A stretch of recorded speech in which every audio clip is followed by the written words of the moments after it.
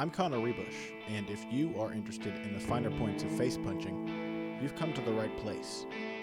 This is Heavy Hands.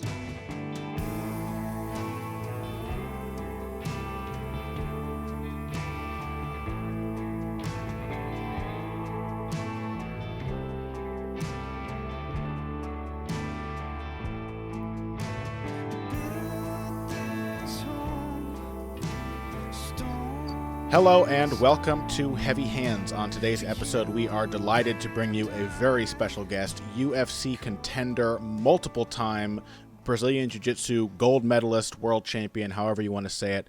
We have Gilbert Burns on the line. Gilbert, thank you so much for joining us today. You guys are welcome. My pleasure, guys. So, Gilbert, we were hoping first maybe to talk to you about your martial arts background. You are a second-degree black belt. You've won numerous gold medals and World Brazilian Jiu-Jitsu Championships, both gi and no gi. Could you tell us just a little bit about how you got your start in martial arts?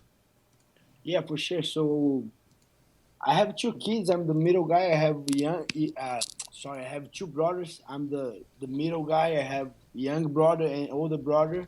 So think about like three guys at home, crazy.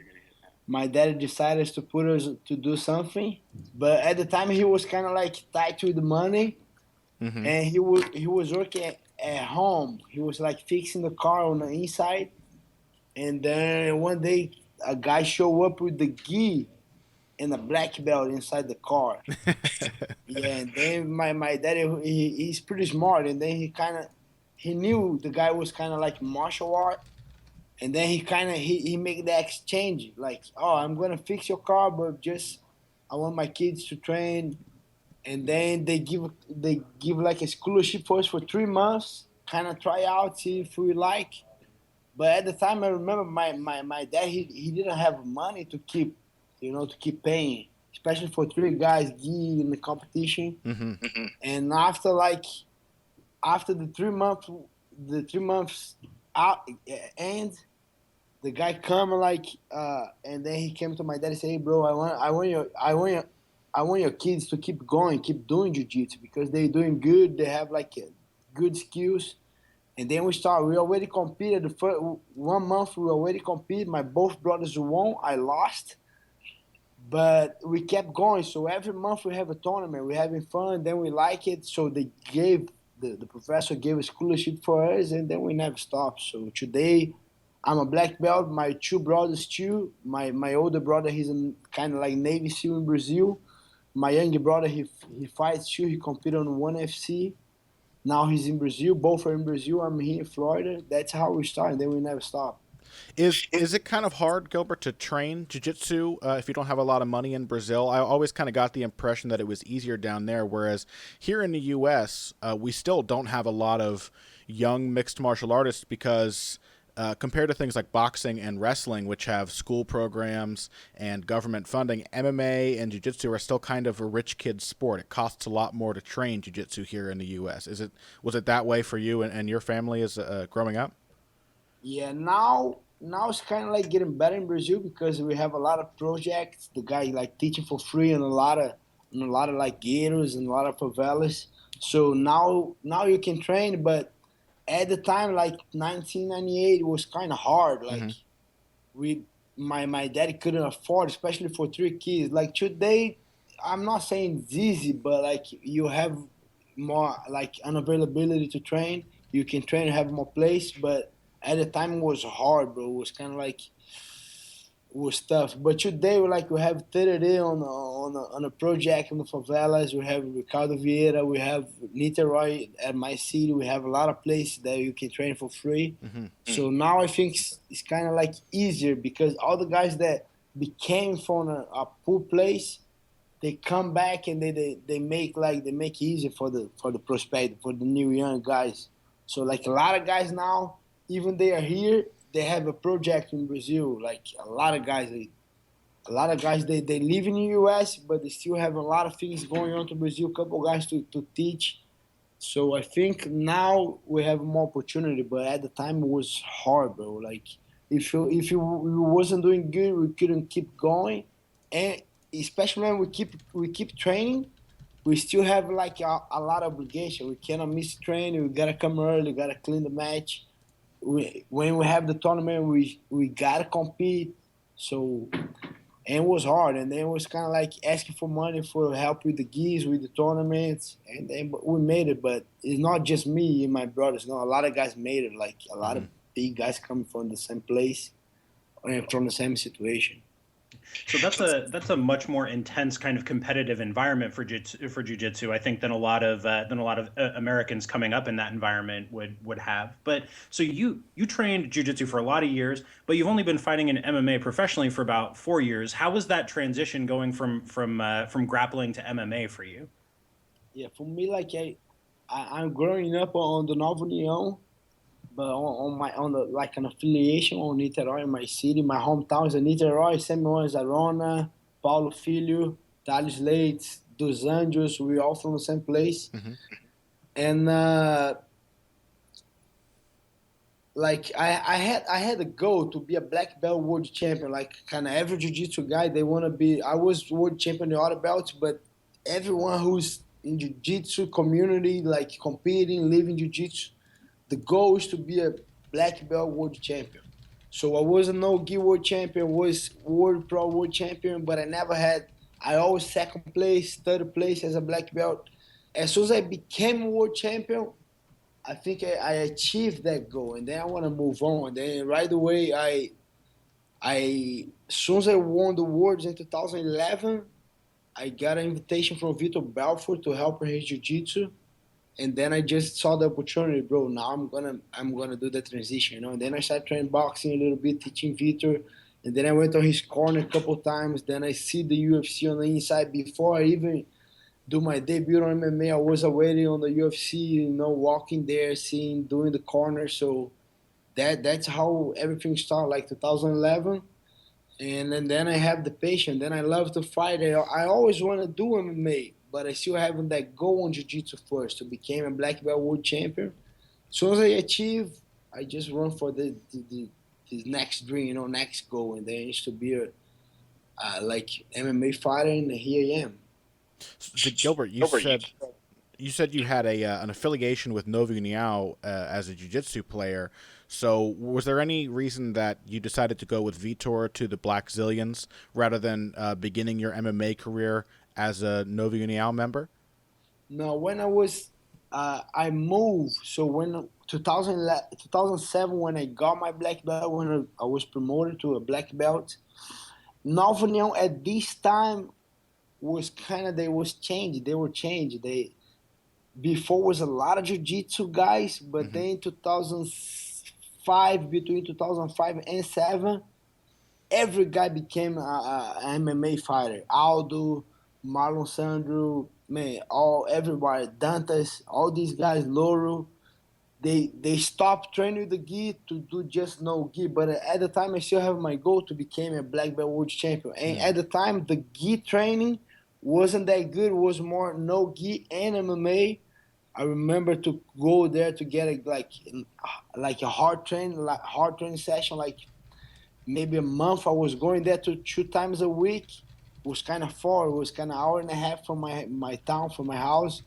So I was doing that trip like hour and a half, and then as soon as I stepped there, I have like tournament coming up. I was doing my camp, and then I gotta put small gloves and do MMA. You know, it was kind of hard for me because I want to do jiu-jitsu. I had jiu-jitsu tournaments coming, and then I travel like hour and a half to do a jiu-jitsu training. As soon as I get that on the session, they know today we're gonna do MMA. And then I have a like good conversation with the André Pederneiras at the time, and then I moved to São Paulo. And then I started training Atos with Mendes Bros, Bruno Frazaro, Calazans, Guido Campos, Galval. And then I was focused more on Jiu-Jitsu. And then I was representing Atos Jiu-Jitsu. And then 2011, when I achieved that goal, I met Vitor. It was kind of destiny. Everything was coming together, you know. Yeah, there's a lot of crazy names on that list in your background that you've associated with. And all that time you were training mostly gi jiu-jitsu, although I know you also have some gold medals in the no-gi world championships. But do you still find that you train a lot in the gi despite mostly competing in MMA? I do more no gi. I always did both. Like as soon as I was a blue belt, I always doing both. But like at the time, like 2004 to 2010, was more focused on the gi. But I always was doing both. Do, Now, as a today, I do more no gi. I still doing gi, but I do more no gi because that helps more with my MMA training. sure. But gi is very different from MMA, so I do. But when I have fight coming up, I do more no gi. When I don't have a fight coming up on the UFC, then I put my gi on, train more with the gi. So it's really interesting that, and you mentioned the just the sheer number of really high level figures in both MMA and jiu-jitsu that you've associated with over the years. You're one of the rare fighters who, from the very beginning of his career, has been working with like a really big, well regarded camp, really good coaches. How has been kind of with that same team in that kind of environment helped you develop your game? For sure, I think if you want to be a lion, you cannot walk with the dogs with the chips. You gotta walk with the lion. So, bro, I as soon as I started on a small gym. Then we moved. Then I was in Nova União. I remember I was a yellow belt, 1998, 1999. I saw like Vitor Shaolin fighting. I was on the same mat. He was competing. Then I remember I was the smallest guy on the Nova União, and then I didn't have training. I just trained a couple guys. Robson Moura, when he was done, he's tired. He was tired, and then okay, come now, let's roll a little bit. Shaolin was doing the same. When they were tired, okay, then I'm gonna train the guys. Otherwise, I would just wait for the practice. So as soon as my beginning on jiu-jitsu, I was training with the high level guys. Kind of, I was.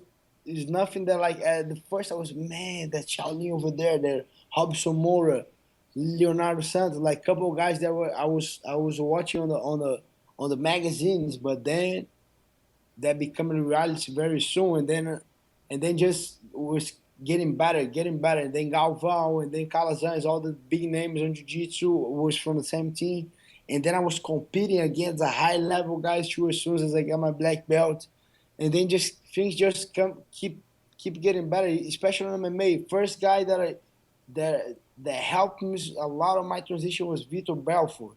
And then in the same camp, I had Ray Sefo. And then I have Forrest Griffin, like at the first gym, Wow. MMA gym that I was training, Evan Durham, Martin Kempman. So I was just learning. I was trying to take advantage. I was trying to enjoy all the time and learning. And then when I moved here to Florida with the Black Zillions, man, it was kind of crazy. Tyrone Spong, Overeem at the time, like just big names, Henry Hoof. I was just I was just like having fun, trying to learn from the best. If I like today, if I can learn a little bit from Rashad, a little bit from Victor, a little bit from Henry, and make my own style, so it's perfect. I was kind of like lucky or blessed. My whole life I had a guys like that showing me, like teaching me was just awesome. And since you moved to Florida 4.5 years ago, as you mentioned, you've been working with Henry Hooft that whole time. I think he's kind of been there guiding your transition to MMA in a lot of ways since the start of your career. And me and Pat both regard him as one of the very best technical striking coaches in the sport. Can you give us a little insight into what it's like working with Hooft and what kind of training you do with him? Yeah, we do a lot. We do like a lot of. We do like real stuff, like real sparring, real sessions. I saw a lot of guys they do like kind of like easy, like don't touch sparring, like small gloves. No, we do like hard training, like we don't learn like on the easy way. That's the way I like to say. Like we gotta do sparring, we gotta spar hard twice a week. We gotta come in. He's kind of like very hard guy to deal, but I like him a lot. Just learning every day, I learn something. Like today, I was kind of cutting weight a little bit, training, Mm-hmm. and he's still teaching me, hey, that thing's not good. He's not that kind of guy that I'm gonna do something wrong, and he's gonna give like, like, oh, you're doing great, relax. No, he always say that he tells you to my face, like, hey, you gotta get better here, you gotta look here, like, and I'm the kind of guy that I could have the option to do like the big example that I have is kind of like Damien. I could do just jiu-jitsu. I could go to my fights and just do jiu-jitsu, but I like to fight. I like the Henry Hoof style. I like to fight stand up. The fight's gonna start on stand up, and then I think the way I've been training, I've been learning, I can keep the fight stand up, and I have the choice. If, okay, I mean, I'm not feeling myself. I'm not feeling comfortable. Okay, and I'm gonna take you down, but I still think that I have the option.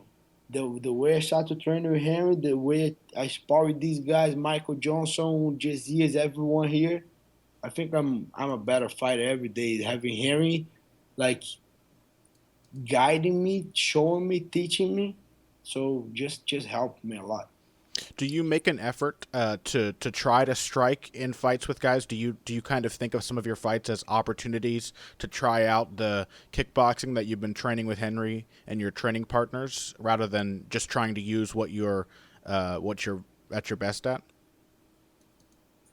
It's kind of like I know I have my background is all in jiu-jitsu, Hmm. but I'm MMA fighter. I don't want to be like I don't want to be the guy who just do one thing. I think I have the skills. I can kick, I can knee, I can punch, I can take you down, I can fight. So Hmm.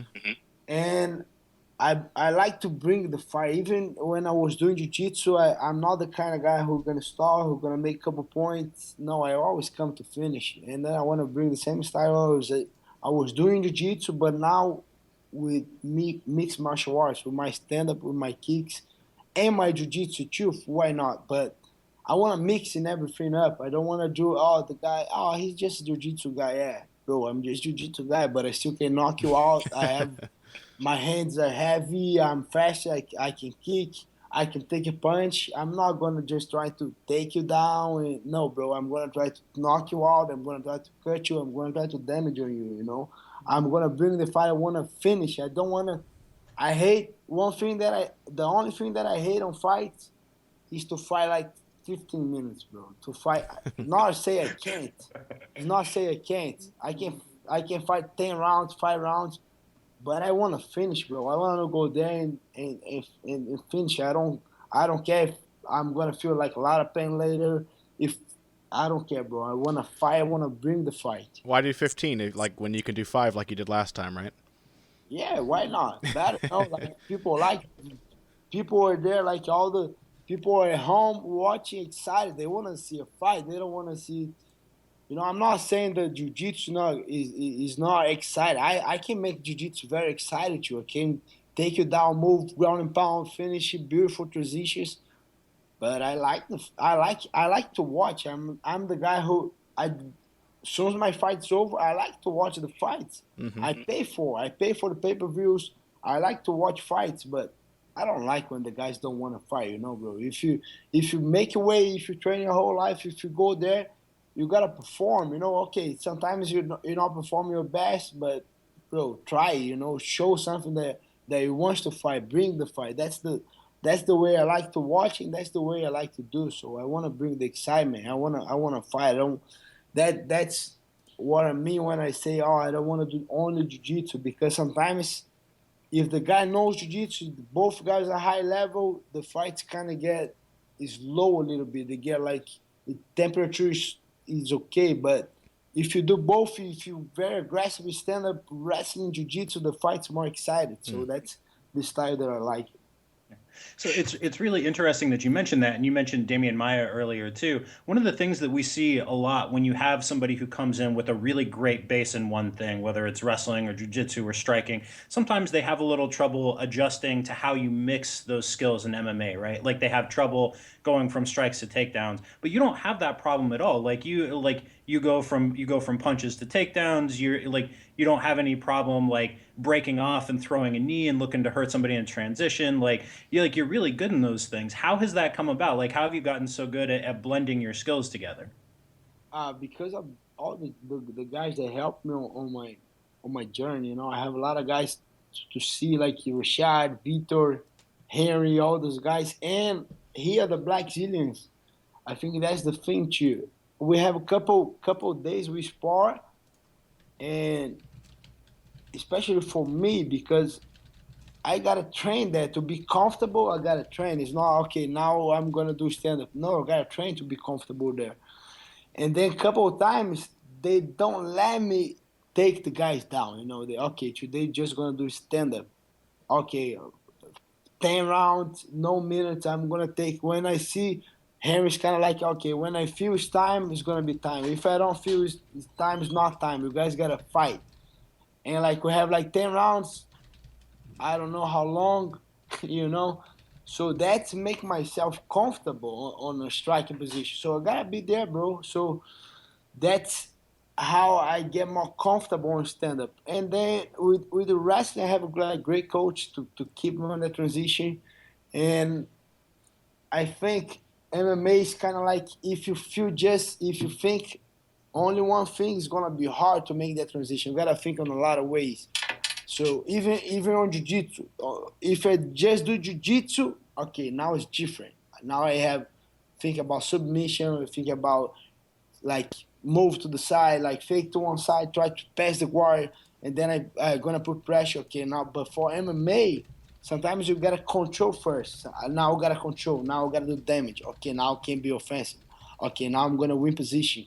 It's kind of like you gotta be training hard with the high level guys, with good partners, good coach. Then you're gonna have that feeling because not only jiu-jitsu, you gotta mix, you gotta make damage, and I think if you put a guy who has aggressive style and show him like the good movements, the good training. If I have good training session, the guy have good skills and aggressive style, the guy can do great, bro. And then I think that's the way I'm trying to do right now. I don't try to like. Don't get me wrong. I have Damon like as a friend. I love to watch these guys fighting, but I don't agree with a couple of things. He said like, "Oh, I just want to finish the guy and don't want to make the guy feel don't want to make damage on the guy. Next day he can train. No, bro. I want to finish you. If I want to cut you, I'm gonna cut you. If I want to make you hurt. If I'm gonna hurt myself, I don't care. But I'm gonna finish. If I saw your face there, my elbow's gonna come. You know, Yeah. it's nothing that like, oh no, I'm not gonna be that nice.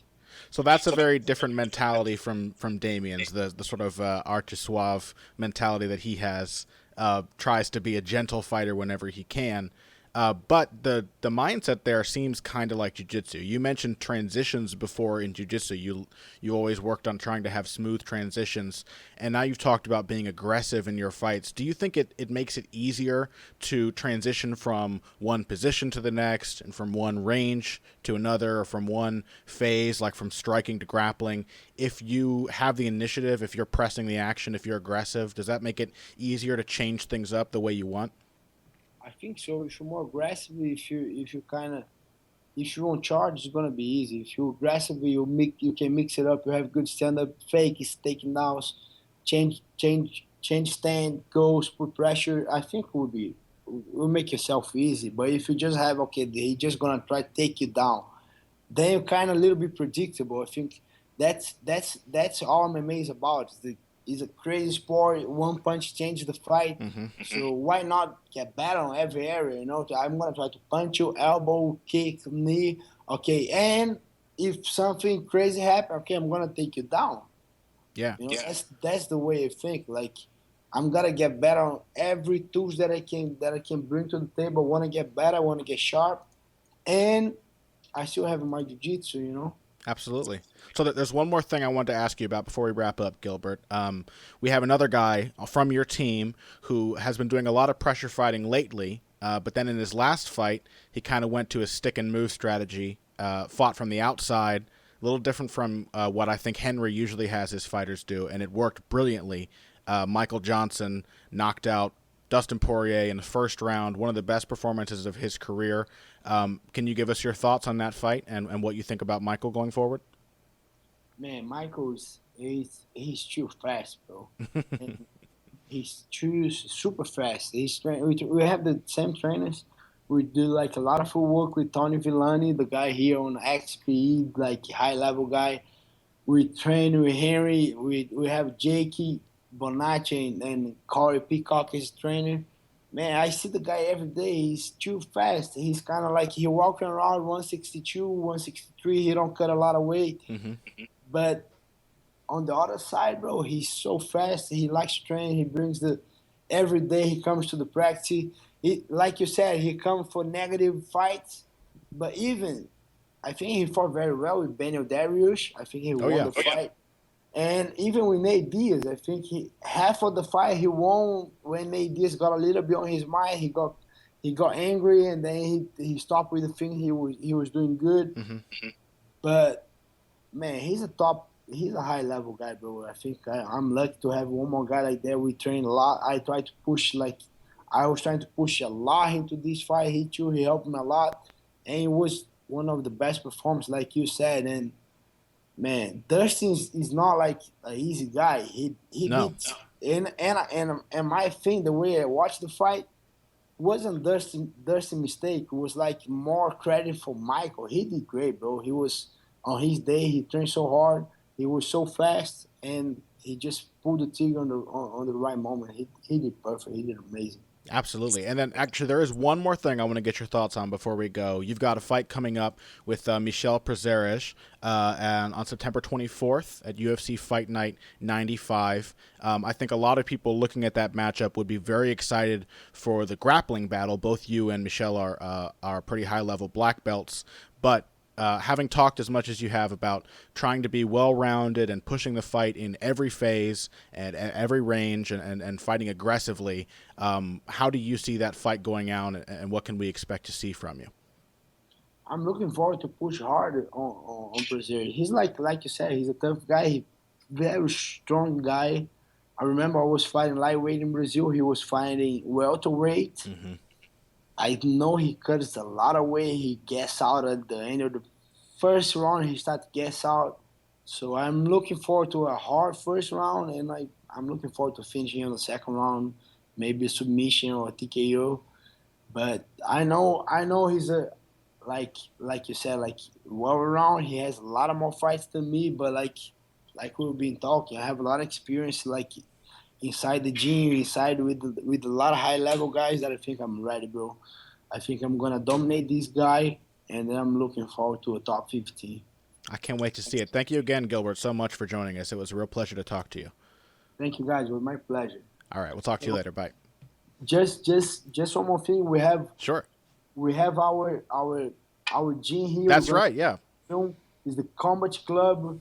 Man, it will be open soon. Me and Henry Hoof will have all the system right here. It's gonna be stand up gym and a lot of jiu-jitsu. We have bags. We have amazing area. You guys want to look like, if you guys want to look for a gym here for family, for like professional, we're gonna have everything here, man. Hope you guys can check us out. It's gonna be here in Lantana. Great place to be, great place to train. You guys check it out. And when are you expecting that gym to open up? November will be open. Maybe probably soon. To be real, we just trained here today, but it's gonna be open pretty soon. If you guys looking for a gym, remember Combat Club. Very cool. Thank you so much, Gilbert. Thank you, guys. Take care. Hey everybody, thanks for listening to this week's Heavy Hands. If you like what you hear, please consider pledging to support the podcast on Patreon. Patreon is basically continuous crowdfunding. You sign up to contribute a certain amount per month to help us with production costs and the like, and in return you get rewards ranging from a mention on the Heavy Hands website to a question or topic of your choice being discussed on the show. We have a lot more in the works to reward you for your help, and we appreciate every contribution. No amount is too small. Just head over to patreon.com and find how you can help out, the only show dedicated to the finer points of face punching. Now let's get back to it. And welcome back. Another big thanks to Gilbert Burns for that fantastic interview. Pat, sometimes you get interviews with fighters, which is why I think we tend to go for trainer interviews. Sometimes you get fighter interviews where the fighters don't really seem to understand what's going on. And that's not a slight to fighters, but really it's a trainer's job to think a lot of times and a fighter's job to perform. And so it is always a pleasure. And I don't want to say it's a prize, not like I thought Gilbert Burns would not know what he was talking about, but the guy was not only affable, but knowledgeable and very insightful. And that was fun. Yeah, super smart about the direction of his career Yeah, and the choices that he's made over the years about who to associate with and why. yeah, Um, it's kind of easy to forget too. You look at like the loss to Rashid Magomedov; it was very one sided. Gilbert had a lot of trouble with a very experienced striker, and you look at that, you're like, oh well, maybe Gilbert's never going to get this striking thing down. It's easy to forget that he's only been doing this for a little over 4 years. The guy's yeah, he's not been punching people for that long. yeah, exactly. Like this is one of the big things with prospects and fighter development in general over time is that we tend to compress the time frame and we tend to write guys off way too The soon. Bader Um, effect. Yeah, the Bader effect, or I would say the Dustin Poirier effect. Sure, yeah. Prior to his devastating knockout loss last Well, week, we can like write him off again now. He's officially not important. yeah, he ran into a guy who was a bad stylistic matchup for him, ate two punches, and now we just never have to think about Poirier as an elite fighter again. Is that the Yeah, consensus? pretty much. I was glad to see, though. This isn't what we're going to be talking about for the rest of the episode, but I was glad to see Michael Johnson fighting off the back foot, sticking and moving. I've long thought that that's what he does best. That's really his strongest suit, and he did it pretty damn beautifully against Dustin. Like, honestly, it was a short fight, but Poirier didn't have any moments of note. He and it was really Yeah, Johnson's fight all the way until the knockout.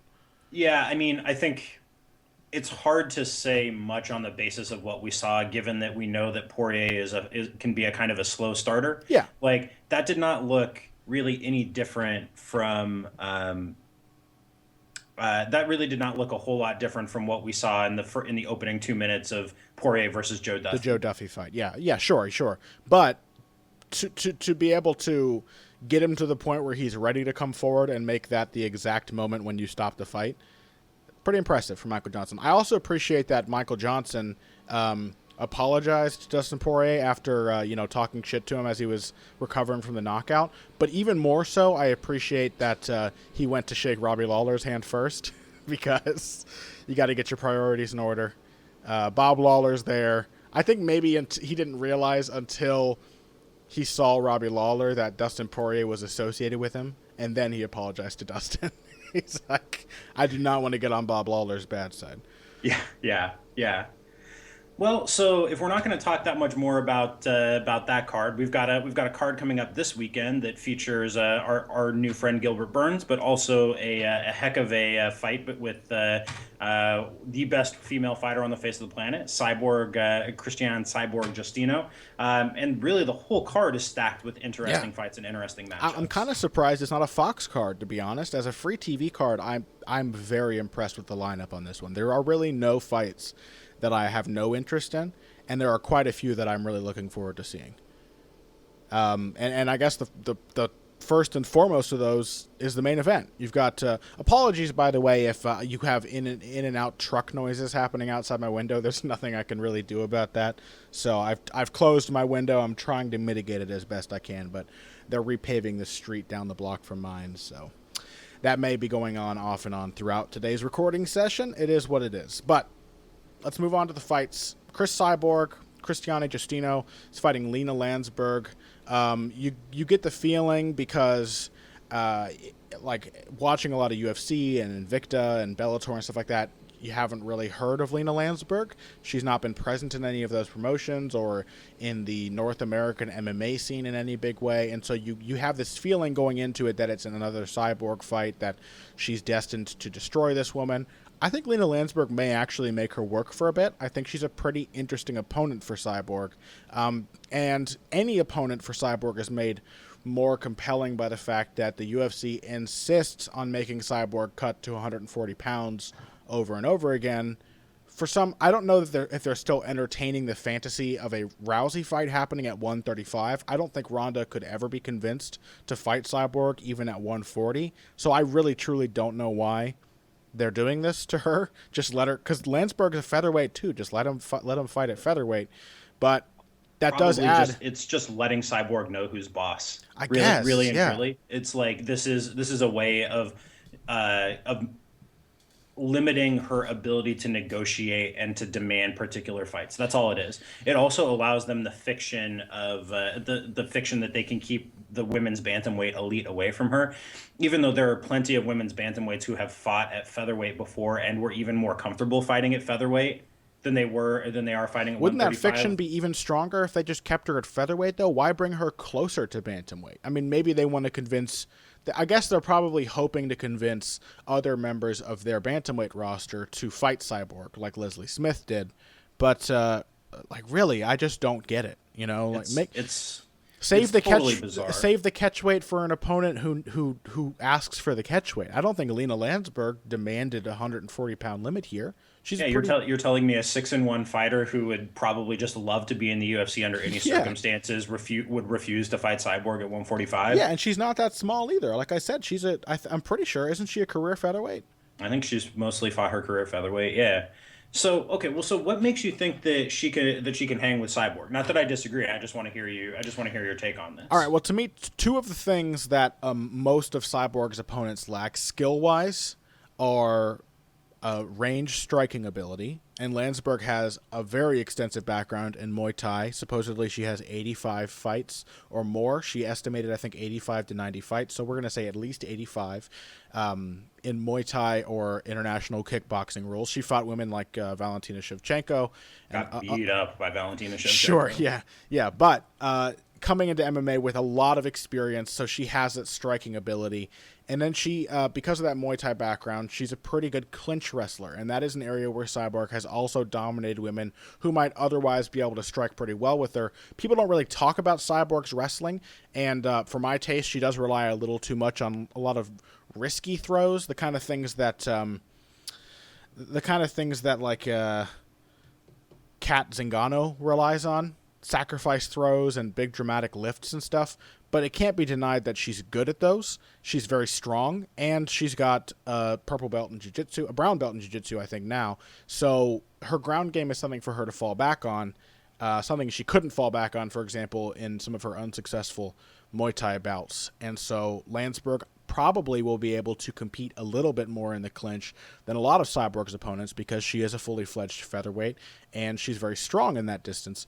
And then the other thing that makes it interesting is the amount of experience. Not that that gives her a lot of abilities on the ground. And I think Cyborg may, if she doesn't beat up Lansberg on the feet, take this to the ground and deal with her there, because she's beaten some very talented grapplers on the floor, like Marlos Kunin, who she just dominated from top position in their second fight.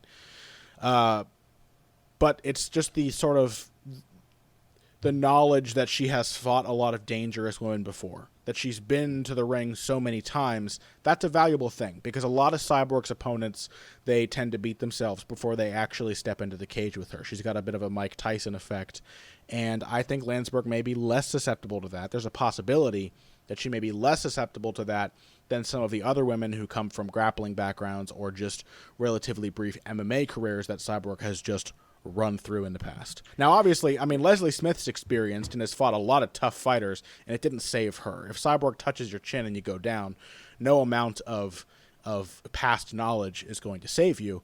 But you combine that with the fact that Lansberg is much less hittable than Smith and a much better striker herself, I think it makes it a pretty interesting matchup, at least for a little while. Well, I think on paper, Lansberg's striking credentials make this a really interesting matchup. I think in practice, it will be not quite that compelling, simply because Lansberg, if you look at her style, is very much a come forward fighter. She wants to be in your face. She wants to throw punching combinations. She wants to punch her way into the clinch, and it's really in the clinch that she gets the vast majority of her work done.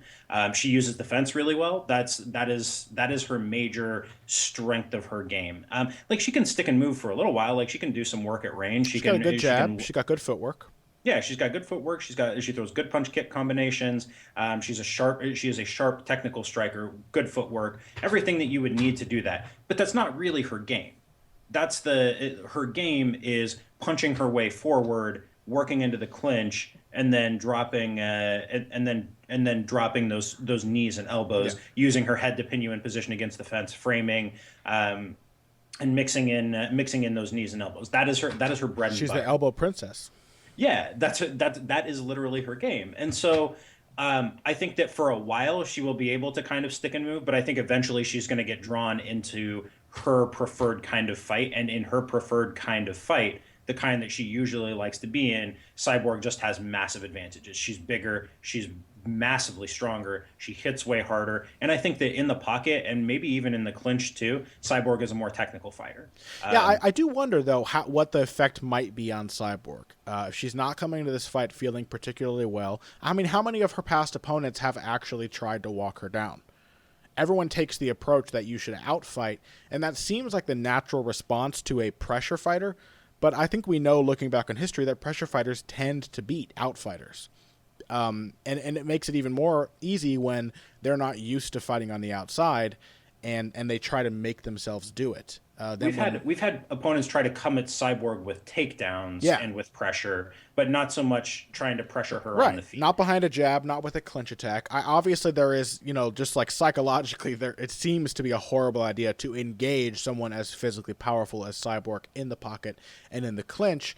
But I'm interested to see how it works. We haven't seen anybody do it. Not that I can recall. So, Well, but what makes that difficult is the fact that Cyborg is not really a pressure fighter, I don't think, at this point. She likes to pressure, but I would say more than anything, she is an aggressive counterpuncher. So if you want to, she uses her pressure to open up opportunities to land counterpunching combinations in the pocket and then work her way into the clinch. That's her game. And so if you want to be the one to pressure her, that's fine, but you've got to be willing and able to deal with slick combinations of 2, 3, 4, 5 punches in the pocket. And the potential of walking your way into a tie up with her. Yeah. So I think you're right. Like Lansberg has the skills to make life difficult for her, but I think eventually, if you engage in that kind of fight with Cyborg long enough, even if you win a round, you're going to eat her power at some point. And I don't think there's a woman on the planet who can eat Cyborg's power. I think there are very few men of her size who can eat her power and be okay. I mentioned this the last time we talked about her, but she broke my coach's nose in sparring. Like really, really broke his nose. And he's a 205-pound, 6'2" dude. That does not surprise me. Yeah, let's talk a little bit before we move on, because there are a lot of fights on this card we do want to cover. But let's talk a little bit about Cyborg striking, because there was a time, really not that long ago. I mean, you could even say 2 years ago. Well, maybe a little farther back than that, 3 or 4 years ago, that Cyborg striking was very, very sloppy is maybe the right word for it, where she knew she was powerful and she knew she was strong and she would just overwhelm her opponents. Like if you watch the fight with Gina Carano, which was kind of the star-making performance for Cyborg, it wasn't a pretty fight, really, for either woman. But Gina Carano, when she was able to settle down and kind of find her range, she was clipping Cyborg with some pretty good shots. And Cyborg was pretty hittable. She came in pretty wide. She was predictable. She was kind of, not to draw any parallels between the terrible comparison that Dana White made, but she was kind of a female Wanderlei Silva in her approach. And she's not that anymore. She has been working a lot with Jason Parillo, who I think is slowly becoming recognized as one of the very best striking coaches in MMA. We've seen the sort of transformation that he has worked with Michael Bisping, turning, Twinkle Toes Bisping that we saw at UFC 100 against Dan Henderson into the now famed Left Hook Larry, who is just a destroyer of middleweight souls. But all joking aside, like Michael Bisping's a very good striker now. He's and we could see that even before the Rockhold fight. We went into that one saying he's athletically outmatched and all this, but technically he is a very sharp striker. And we saw that in the Anderson Silva fight as well. He throws much better combination. He keeps his feet under himself now. He sits down in his punches a little more. He knows how to move forward or go backward. He's better defensively. All of these fundamental things have improved. Bisping now has better balance and a better base from which to do the kind of thing that he has always liked to do. And I think Parillo has done the same thing for Cyborg. She's doing the same kind of style I think she's always wanted to do, but the base upon which that style is built is much, much stronger now than it was a few years ago. Yeah, and that comes through most clearly with the counterpunching, right? Sure. So Cyborg has always wanted to get in your face. She's always wanted to pressure, and she has in the past had pretty good tools for doing that. But now she's so much sharper with it, so much sharper. Like her footwork is much tighter. She knows when to kick better than she used to. She used to kind of kick like a Thai, where she would just throw these really brutal, vicious, hard kicks at you. Now she waits. She kind of waits for you to circle, plant, and then she throws the kick. Yeah, either like you to your step your leg or foot to your down like body. you're about to step in with a jab, and then she cracks you in the thigh. And that has the effect of A, wearing her opponents down in a way that she didn't really used to. She used to almost exclusively headhunt, and now she goes really smoothly between body and head.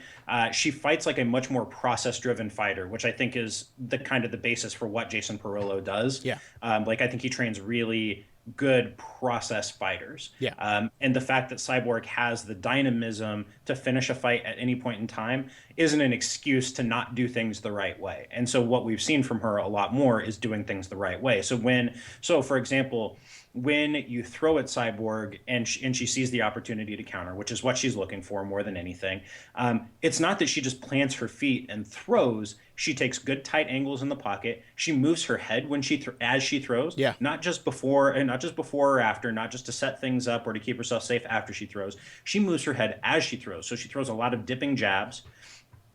She's really good at pulling her head off the center line, like as she throws an overhand counter. Yeah. Like it is not, even if you want to try and stand your ground and scare her off by brawling with her, you are still more likely to get the worst end of those exchanges, not just because she hits harder than you, but because she's more technical than you in the pocket. Yeah, and she keeps herself over her own feet. Like, to me, technically, that's the thing that Perillo does best. That's the biggest.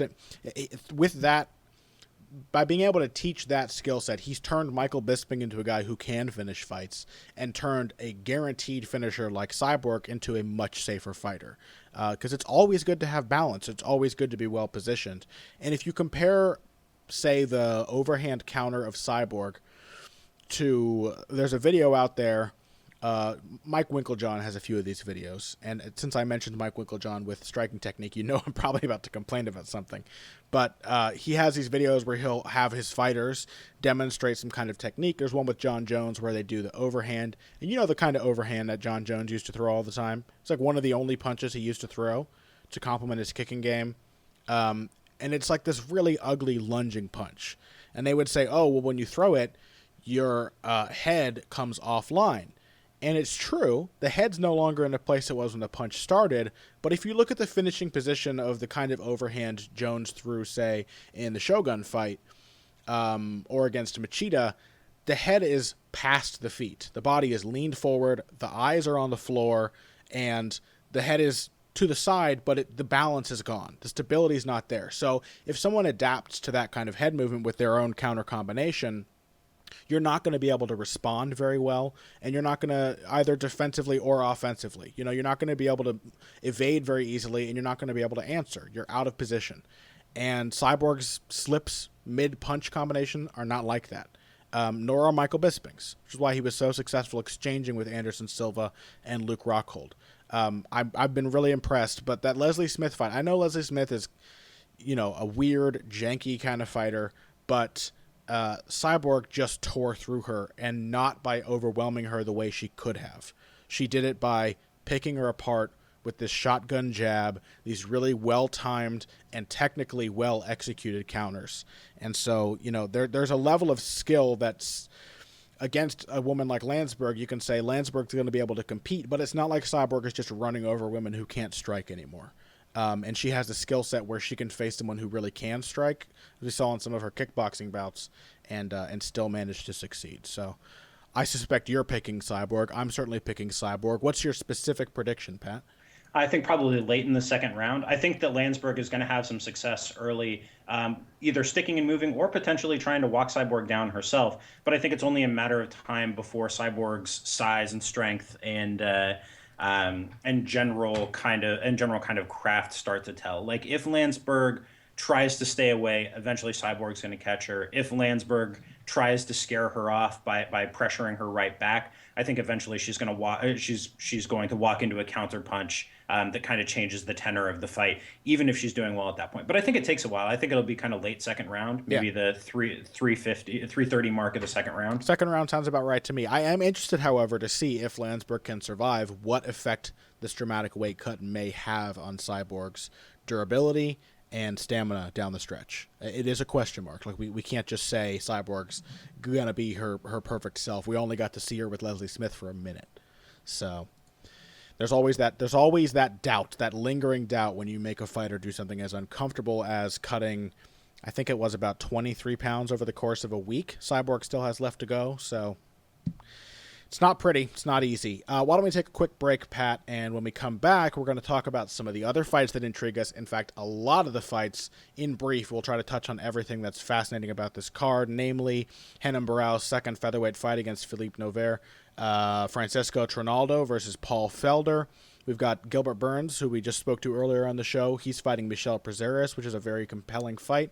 And we've got, what else? Alain Patrick versus Stevie Ray. Do we want to talk about Hani Yahya as well? I want to talk a little bit about Michinori Tanaka. Yeah, sure. We got also even the opening fight on Fight Pass, Glyco França versus Gregor, former NCAA champion wrestler Gregor Gillespie. And like he's been a blue chip prospect for a while now. That's a really compelling fight too. Like this whole card, top to bottom, has great fights. Yeah, absolutely. So we'll try to cover as many of them as we can after this. Financial support is fantastic, but there are other, even easier ways to support Heavy Hands. Perhaps the best is by spreading the word. We know our fan base. You're all cool, popular people with serious social media presences. You're tastemakers and trendsetters. Okay, there are one or two of you that don't fit that description. You know who you are, but no matter what, you can always help us out by telling folks about the show. You can also give us a positive rating and review on iTunes and Stitcher, things like that. We rely on word of mouth and positive feedback to grow and improve, so thank you very much for your time and your help. Now, back to the show.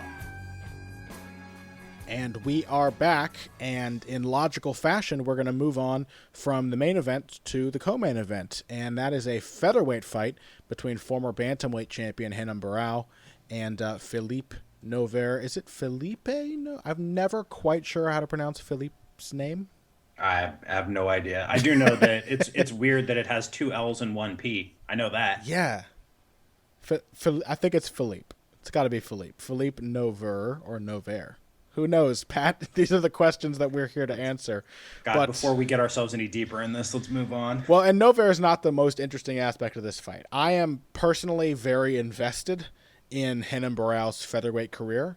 I found his featherweight debut against Jeremy Stephens to be very compelling, and it wasn't until that fight that I found myself invested in where Barão was headed after the first loss to TJ Dillashaw. Like, personally, for me, I thought that loss to Jeremy Stephens was a lot more inspiring. There was a lot more hope to be gleaned from that as a Barão fan than from his win over Mitch Gagnon. Despite the fact that the result didn't go his way, he looked really flat in the Gagnon fight. It looked like a guy who was kind of mentally broken, trying to do the same thing and not really succeeding. Jeremy Stephens' fight, he showed a definite change in style, one that I think suits him as a bantamweight fighting at featherweight. Yeah, he basically tried to do in that fight with Jeremy Stephens what Donald Cerrone has done in his 3 fights at welterweight. Do you think that's fair? It's just that unfortunately, instead of getting to warm up on either a kind of an over the hill veteran but still skilled veteran like Patrick Cote and a raw guy like Cowboy Oliveira, instead he got stuck with a legit top 10 brick-fisted in his prime puncher like Jeremy Stephens in his first fight at that new weight class. But it was basically Barão came in and Brian Stan always has good tidbits from the interviews he does with fighters before the events, and he was talking about how they thought that Barão's speed and footwork would be his advantage. And if you ever watched Barão as a bantamweight, you know those were not things he specialized in as a bantamweight. In fact, the lack of those things was precisely why he lost to TJ Dillashaw. He was too prone to planting his feet and letting his opponent work around him and falling back on this sort of counterpuncher's mindset. And that's the thing about Barão, is I think he has the mind of kind of a counterpuncher. I think that's what he feels most natural doing, but he doesn't really have great defense. And it's not something that I think, and he's not a huge puncher, especially not at featherweight, so I don't think he's cut out for it, but he does seem to have a physical talent for outfighting, because when he stuck to that style for the first round of that fight, I mean, no one disagrees. The result was somewhat contentious, and most think that Stevens deserved the win, but no one disagrees that Renan Barão ran away with the first round. He looked great. He looked really sharp. I mean, do you disagree? No, not at all. Not at all. And I think like what I was getting at with the Cerrone comparison is that if you had thrown Cerrone in there with Rick Story in his first fight at welterweight after that loss to to Rafael dos Anjos, then I think that it would have looked a lot like this. Like, sure. I think that you would have seen a guy struggling against a high-level opponent to implement a lot of stylistic changes all at once. And that I think is what we saw from Barão, is that, like, when you want to change a fighter's mentality and you want to change some really basic things that he does, when you want to try and change a guy from a flat-footed, stand his ground kind of guy who likes to exchange to somebody who's sticking and moving at distance, moving his head in the pocket, using footwork in the pocket, things like that, then like you're going to have kind of some fundamental issues to overcome. And it makes sense that Barão was only able to do that in bursts. Yeah, it was hot and cold. He got himself in trouble because he fell back on his old tendencies in the second round. But by the third round, he seemed to recuperate pretty well. He looked a little tired, especially from chasing the takedown so much. But he was more active with his jab, feinting more, evading more. And though only about 30% of media scored that round for him, it was certainly, like, if I'm Barão, I take a little bit of hope away from that fight. Because he can go home and say, in his head, I won that fight. I have a reason to believe that I did well in that fight, and I can do better next time. Whereas, like, the Dillashaw fights, Barão came into the second one, did better, and got knocked out even worse. You know, like, it didn't go any better despite him trying his utmost to make some changes. Yeah, there were not, as that second fight with Dillashaw wore on, there were increasingly few positives to take from it. Yeah. Whereas I think I think you're right that the third round against Stevens gave a lot of positives for Barão to take away, especially against a guy, I think Stevens was always kind of a tough matchup for him. Sure. And I don't think that, I think he's going to do terrible things to Philippe Nover in this fight. Like, Nover is a kind of a low volume, long distance fighter who then likes to try and wrestle you. But Barão's takedown defense is literally some of the best from a technical perspective in MMA history. I don't think he is yet to be taken down in the UFC or the WEC. He's given up exactly one takedown. Let me check to see who got that on him. It was Anthony Leone in his debut in the WEC in 2010. So it's been a little while since anyone, and that's fighting guys like TJ Dillashaw, like Jeremy Stevens, who's not a bad wrestler. Like, he's fought some guys with some takedown ability. Uriah Faber twice, Yeah, it's not like he's fought wrestling scrubs. Yeah. So if those guys couldn't get him down, I doubt that Philippe Nover is going to be the one to do it. But so this is the kind of opponent for Barão to show off those improvements. Yeah. And we talked a little bit earlier about the learning curve for fighters. Like, it's possible that Barão could be done. It would not be unheard of for a 29-year-old with 11 years of professional experience to be kind of at the end of his tether. But he's also 29 years old. And outside of those fights with Dillashaw, he's taken almost no damage in his career. Yeah. Primarily because for most of it, he's been a top control artist who barely got hit. Yeah, he had a tough time, some with Cole Escovedo back in the WEC. Obviously, Dillashaw gave him trouble, and Stevens had him buzzed, but most of his career has not been spent engaging in brawls. Yeah, so if you're looking for reasons to buy low on Renan Barão, these would be good reasons to do it. He looks like a guy in the midst of making a stylistic change. He's still young enough. He's still obviously incredibly talented. Like, losing 2 fights to TJ Dillashaw and then a tight decision to a brick-fisted featherweight puncher who's a tough stylistic matchup for you, like, that's nothing to be ashamed of. Like, there's no reason he can't have another few productive years in his career. And again, borrow some heart from Donald Cerrone's situation, because he is another guy who's not that old but has been fighting for ages and has had some recently very bad fights that really went horribly against him, and he's still making his turnaround relatively late in his career. So, if the situation's the same, I'm very excited to see Renan Barão as a featherweight. I was really happy to hear when he made the move. I thought Stevens was a tough fight, but I thought he performed pretty admirably. So I look forward to seeing him going forward. And with that, why don't we move on to our next fight here? We've got lightweights Francisco Trinaldo versus Paul Felder. We've talked about Felder quite a few times on Heavy Hands. Not much about Trinaldo, but I wanted to give a little shine here in this segment to what Trinaldo does well. It is not an accident that the guy is now riding a 6-fight win streak, including names such as Yancy Medeiros, Ross Pearson, Norman Park, some solid guys on there. Leandro Silva, Chad Laprise, not elite of the elite for the most part, but some very solid fighters, many of whom were expected to beat Trinaldo. And I think it really all came together in that fight with Yancy Medeiros. Now, granted, Medeiros is extremely hittable, and that's a bad way to be against Trinaldo. But for a guy who is often talked about as a puncher, Trinaldo has not all that often succeeded in hurting his opponents. And, the fact that he beat Yancy Medeiros around for 3 rounds as vigorously as he did, to the point where the fight absolutely should have been stopped by the referee, was very impressive. And I wanted to talk a little bit about the tactics he used to make that win happen. So, should I lead off here, Pat? Yeah, go for it. Well, to me, one of the big things about Trinaldo is that I think most people expect him to be this come-forward puncher, but he is surprisingly light on his feet.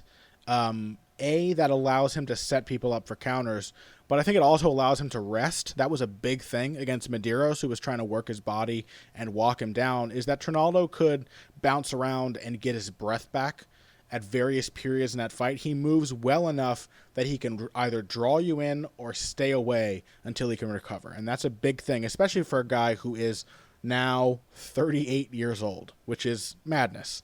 But the other thing is that Francisco Trinaldo actually has a pretty intelligent attack.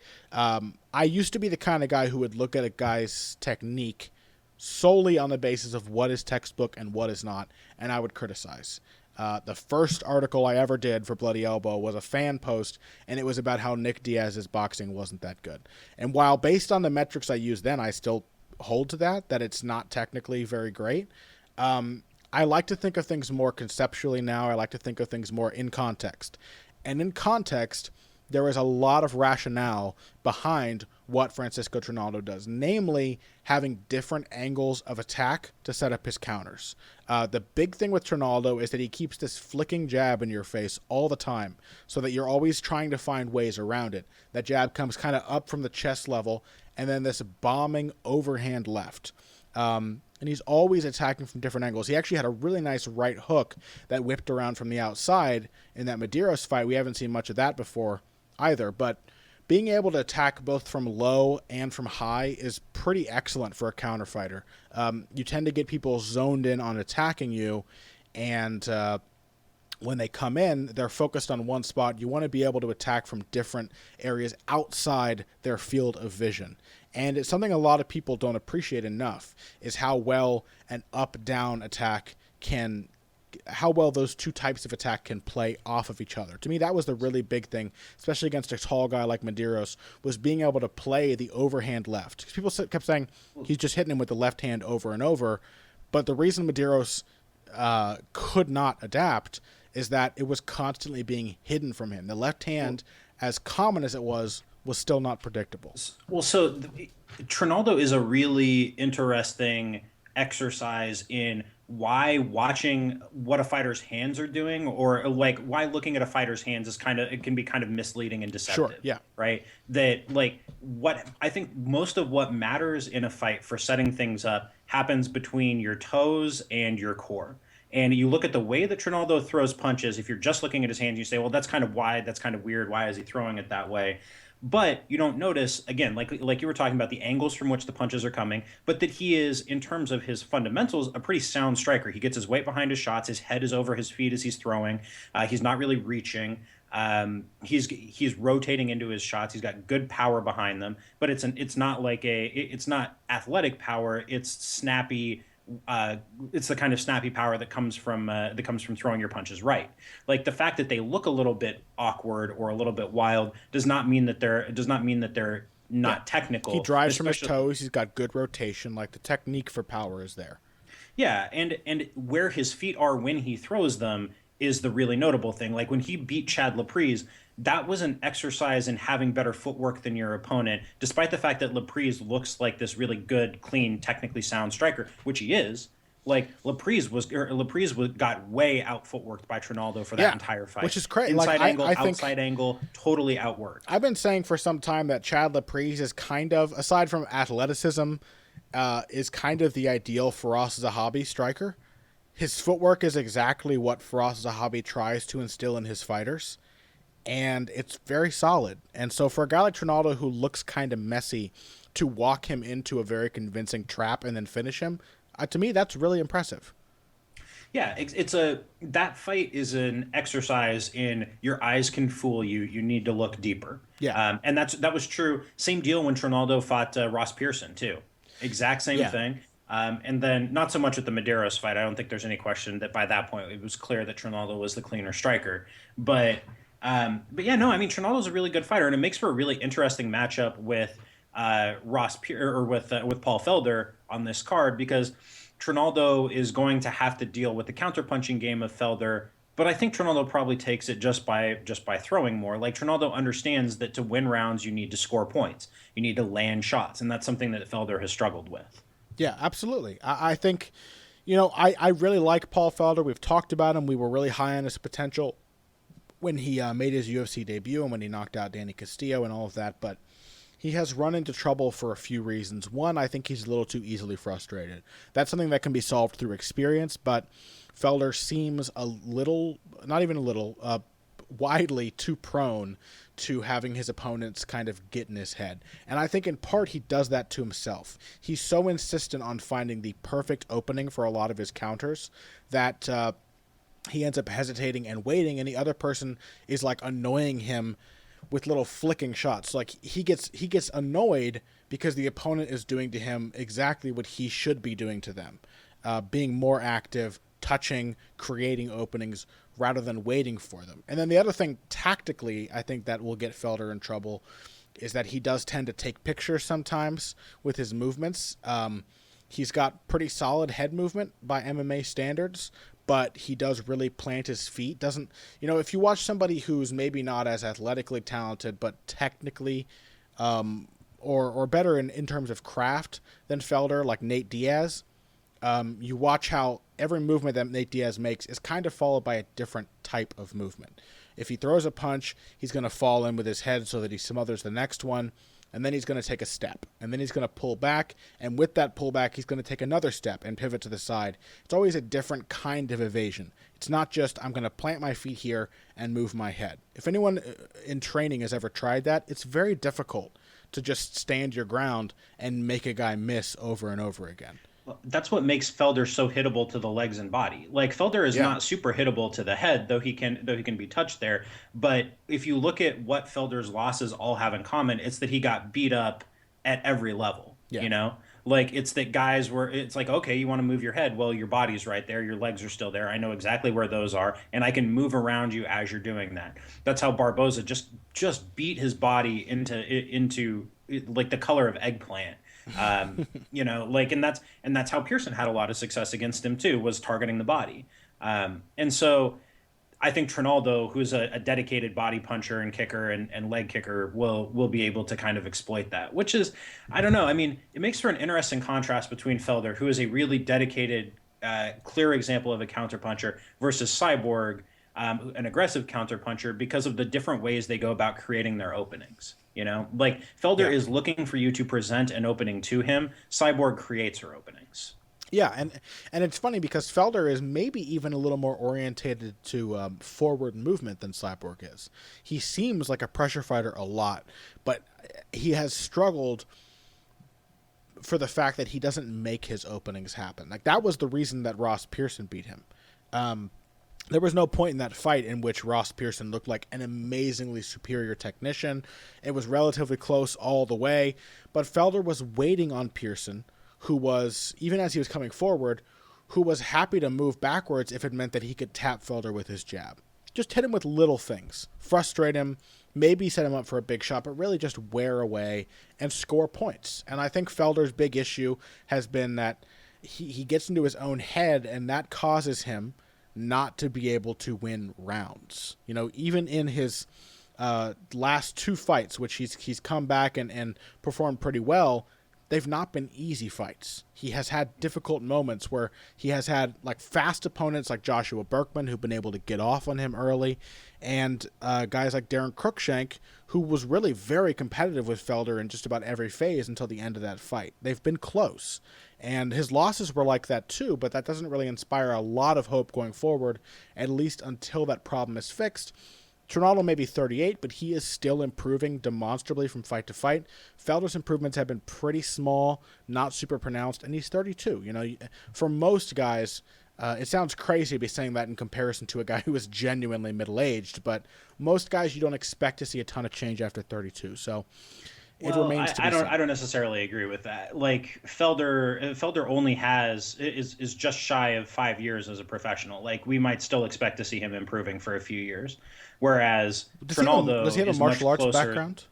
Well, what? Does he have a martial arts background, like competitive besides MMA? Yeah, I think he was into traditional martial arts and stuff. Okay, but he hasn't really been taking hard shots or experiencing a lot of wear and tear for more than 4 years. I think Felder still has a fair amount of room to get better. Okay, that's good. That's good.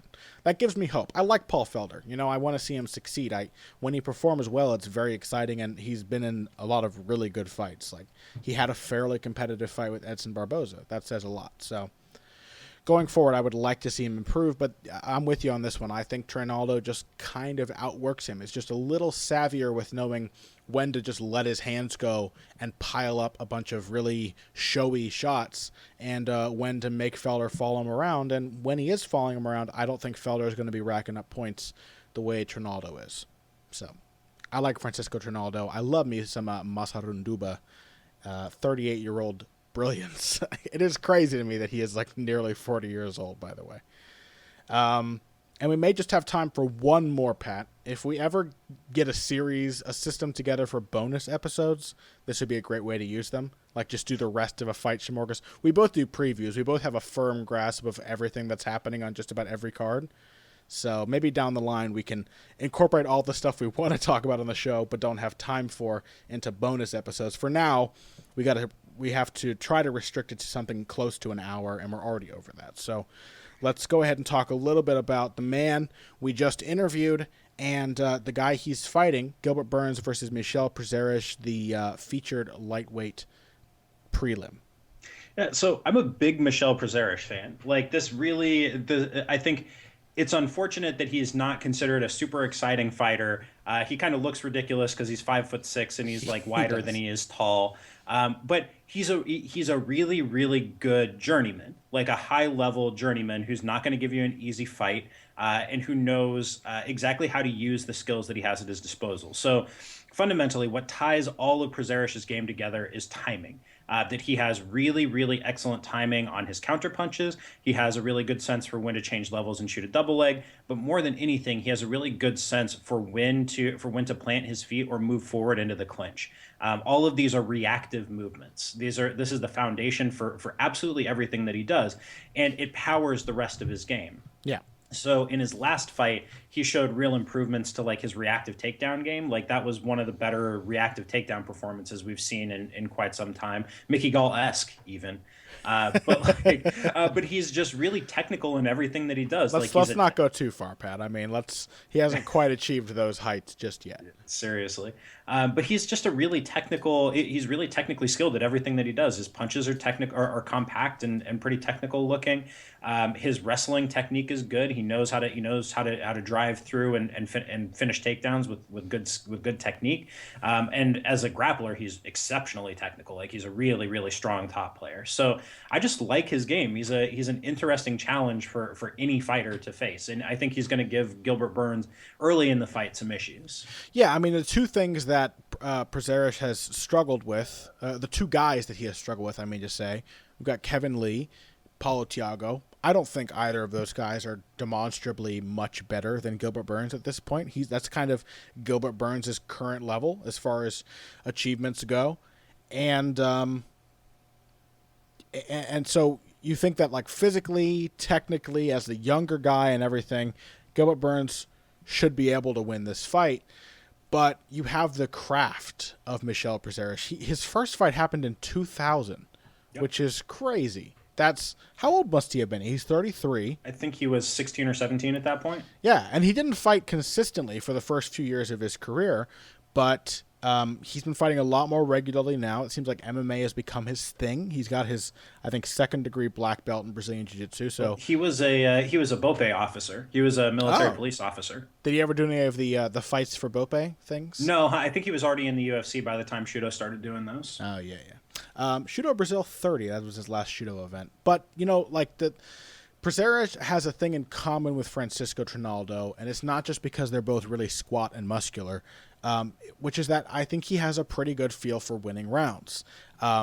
He's not an amazing finisher. He does have a good top game, as you said, Pat, but I think his frame makes it difficult for him to out-grapple a lot of these longer, taller guys on the ground. Like, it's hard to hold a guy down when you're as squat as he is, unless you're Roy Nelson and you have a ton of extra weight to back you up. But, split decisions can go one way or the other, and Trinaldo has won a lot more of them than he's lost. He's won some close decisions in the UFC because he knows when to press. He knows when to pile it on with his striking or with his grappling, and he's calm. I have never seen Michel Prazeres in a fight where he has looked uncomfortable. Even when it's going difficult, things aren't going his way, he looks like he knows what he can do to turn it around. And when he's attacking, he's not like angry or losing his cool. He's like, all right, I'm going to score a bunch of points right now because I can tell this guy's breaking a little bit. And I think that Gilbert, that inexperience, it comes at a price. Like being young and athletic is great, and having a great grappling background is great, and I hope to see a grappling match between these guys. But Gilbert has looked uncomfortable in some fights, and if Prazeres picks up on that, he may be able to really press the action and make Gilbert uncomfortable for a bit. Well, especially if he can work takedowns and get on top. Like, I don't think that, despite Burns's ridiculously great grappling credentials, I don't think anybody wants to have Prazeres on top of him because he could still eat up 2-3 minutes at a time if under the right set of circumstances there. Sure. I think what will eventually save Burns in this fight, I think he'll do some damage on the feet. I think he'll wear down Prazeres' body and legs with shots, but I think he'll also spend some time on his back. I think what will eventually save him is the fact that Prazeres, as good an offensive wrestler as he is not a great defensive wrestler. Yeah. Prazeres is not particularly hard to take down, and I think that once Burns decides he's going to get in on takedowns, then I think he will be able to put in work from top position and either win rounds, or if he can tire Prazeres, I think he can finish him late. Yeah, but it makes Prazeres an interesting opponent because really, who else is going to come after Gilbert Burns with takedowns? Yeah, for real. I mean, that's Rashid Magomedov hit a couple, but they were basically change of pace takedowns. Yes, when they were already the Gustafsson takedowns, keep you guessing takedowns. Yeah, so who's going to take Gilbert down and put him on his back and hold him there, or try to hold him there? Yeah, but so this is why Prazeres is an interesting kind of challenge, and it's why he's an interesting fighter and the right kind of fighter to have on your roster, is because he presents this very particular challenge that you need to see if a young up-and-coming fighter can pass. And so that's what we're going to see. Kevin Lee passed that test last year, and so now we're going to see if Gilbert Burns can pass it. Yeah, absolutely. Definition of a gatekeeper. I'm really looking forward to it. And another big thank you to Gilbert for joining us on this show. Best of luck to him. We got to root for him now, right? I mean, we both like Michel Prazeres because he's weird, but we got to root for Gilbert now that we've talked to him. So I'll be cheering for him on Saturday. Hope all of you will be doing the same. And I guess that's just about it for us. Maybe we will have a time to talk about some of those other guys we mentioned discussing at a later date, possibly on next week's show. But until next time, we're about to wrap it up. Pat, is there anything coming out this week you need to tell people about before we go? Finally, I have my big analysis of the UFC's pay-per-view business is coming out. That's one thing. Also, I'll have a preview of this card, and I think I'll probably be doing a group piece with my colleague Steven Rondina. Very good. As for me, I'm trying to work on some videos right now. So I'm working on a video on the crouch in boxing. We'll see how that comes along, but I'm going to try to crank out some videos. It's been a long time since I've actually managed to put out a technique breakdown video, and I enjoy doing them, and this being the age that it is, Pat, people enjoy watching them. It is crazy the number of views that the same content could get as a video compared to an article. People like watching videos. It's true. Videos are awesome, man. We all love videos. Yeah. The death of writing will sadden me, Pat. I want people to read articles too. I'm gonna be real honest with you. I think that's overstated because if you look at historical numbers, I don't think people have. I don't think fewer people as a proportion of the population are reading today than before. It's just now we can reach people with videos who would not have been reachable with That's true. with our kind of content in the past. We get like the same percentage of readers, but now we have those people plus the people who wouldn't read in the first place. Exactly. That is my in-depth take on literacy in the 21st century. All right. Well, that's it for me. Sherdog preview as well of Lansberg versus Cyborg versus Lansberg. I'm not sure why I put Lansberg first, but that one's coming out as well. And that's about it for us. So thank you, everyone, for joining us. Find us on social media. Send us your questions or whatever. We're always down to talk. You can find Pat at Patrick_Wyman. On Twitter, I am at BoxingBush, B-U-S-C-H. You can find me on Facebook, too, facebook.com/Conor Ruebusch MMA. I'll let you figure out how to spell that. And we will talk to you next time. Until then, if you came here today for the finer points of face punching, you came to the right place. This has been Heavy Hands.